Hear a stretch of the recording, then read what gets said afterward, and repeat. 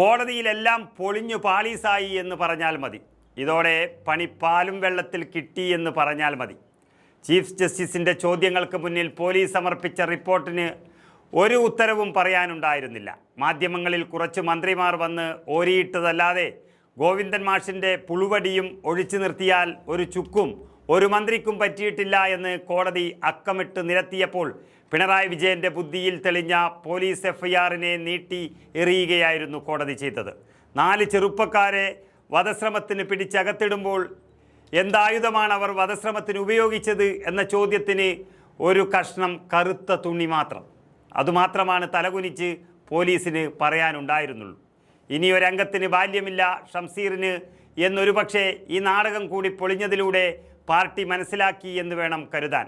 അതുകൊണ്ട് കൂടിയാവണം ഷംസീർ ഇനി മത്സരിക്കണ്ട എന്ന തീരുമാനവും പാർട്ടിയിൽ നിന്നും വന്നത്. അടുത്ത മുഖ്യ നടി വീണ ജോർജ്. ഇനി ഈ നാടകത്തിൻ്റെ ബാക്കി പത്രങ്ങൾ നമുക്ക് പരിശോധിക്കാം. കണ്ണൂരിൽ കരിങ്കൊടി പ്രതിഷേധത്തിനിടെ ആരോഗ്യമന്ത്രി വീണ ജോർജിന് പരിക്കേറ്റു എന്ന് പറഞ്ഞ് KSU നേതാക്കൾക്കെതിരെ ചുമത്തിയ വധശ്രമ കേസ് ഇപ്പോൾ ആകെ പരിഹാസ്യമായി മാറിയിരിക്കുന്നു. ഈ കേസിൽ പോലീസ് കോടതിയിൽ സമർപ്പിച്ച FIRൽ പറയുന്ന കാര്യങ്ങൾ കേട്ടാൽ ആരും ചിരിച്ചു പോകും. മന്ത്രിയെ ആക്രമിക്കാൻ ഉപയോഗിച്ച മാരകായുധം കണ്ടെത്താൻ പോലീസിന് കഴിഞ്ഞിട്ടില്ല എന്നതാണ് യാഥാർത്ഥ്യം. വെറുമൊരു കറുത്ത തുണി വീശിയതിനെ വധശ്രമമാക്കി മാറ്റാൻ ശ്രമിച്ച പിണറായിയുടെ പോലീസിന് കോടതിയിൽ നിന്ന് കനത്ത തിരിച്ചടിയാണ് ലഭിച്ചിരിക്കുന്നത്.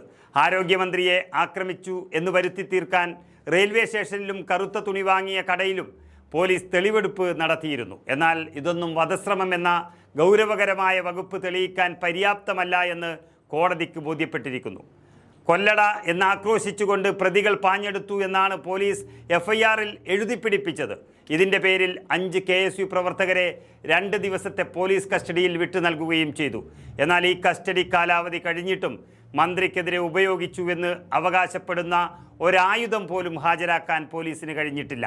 വധശ്രമം തെളിയിക്കാനുള്ള ഒരു തെളിവ് പോലും നിലവിൽ പോലീസിൻ്റെ പക്കലില്ല എന്നതാണ് വസ്തുത.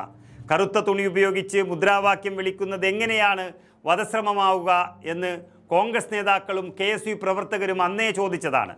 ആ ചോദ്യം ഇപ്പോൾ കോടതിയും ആവർത്തിക്കുമ്പോൾ പോലീസിന് ഉത്തരമില്ല. നിലവിലെ അന്വേഷണ റിപ്പോർട്ട് അനുസരിച്ച് കറുത്ത തുണി ഒരായുധമല്ലെന്ന് അന്വേഷണ സംഘത്തിന് തന്നെ സമ്മതിക്കേണ്ടി വന്നിരിക്കുന്നു. സ്പീക്കർ ഷംസീറിൻ്റെ രാഷ്ട്രീയ ഭാവിക്ക് പോലും മങ്ങലേൽപ്പിക്കുന്ന തരത്തിലാണ് ഈ നാടകങ്ങൾ അരങ്ങേറുന്നത്. പാർട്ടിക്കുള്ളിലെ പടലപ്പിണക്കങ്ങളും ഷംസീറിനെ മാറ്റി നിർത്താനുള്ള നീക്കങ്ങളും സജീവമാകുമ്പോൾ ഇത്തരം വ്യാജ കേസുകൾ കോടതിയിൽ പൊളിയുന്നത് സർക്കാരിന് വലിയ തലവേദനയാണ് സൃഷ്ടിക്കുന്നത്. CCTV ദൃശ്യങ്ങളോ മറ്റു ശാസ്ത്രീയ തെളിവുകളോ ഇല്ലാത്ത ഈ കേസ് കോടതിയിൽ ചീട്ടുകൊട്ടാരം പോലെ തകരുമെന്ന് ഉറപ്പായി കഴിഞ്ഞു. രാഷ്ട്രീയ എതിരാളികളെ വധശ്രമ കേസിൽ കുടുക്കി ജയിലിലടക്കാമെന്ന മുഖ്യമന്ത്രിയുടെയും മന്ത്രിമാരുടെയും വ്യാമോഹം കോടതിയുടെ ഇടപെടലോടെ തകരുകയാണ്. വീണ ജോർജിനെ നായികയാക്കി പിണറായി വിജയൻ സംവിധാനം ചെയ്ത ഈ കരിങ്കൊടി നാടകം ഒടുവിൽ പോലീസിൻ്റെ മുഖം കെടുത്തുന്ന രീതിയിലേക്ക് മാറിയിരിക്കുന്നു. വധശ്രമം എന്ന വകുപ്പൊഴിവാക്കി കേസ് വെറും പ്രതിഷേധമായി ചുരുക്കേണ്ടി വരുന്ന ഒരവസ്ഥയിലാണ് ഇപ്പോൾ അന്വേഷണ ഉദ്യോഗസ്ഥർ. നിയമത്തെയും കോടതിയെയും കബളിപ്പിക്കാൻ ശ്രമിച്ചവർക്ക് കിട്ടിയ ഈ പണി പാലും വെള്ളത്തിൽ തന്നെയാണ് എന്നതിൽ സംശയമില്ല.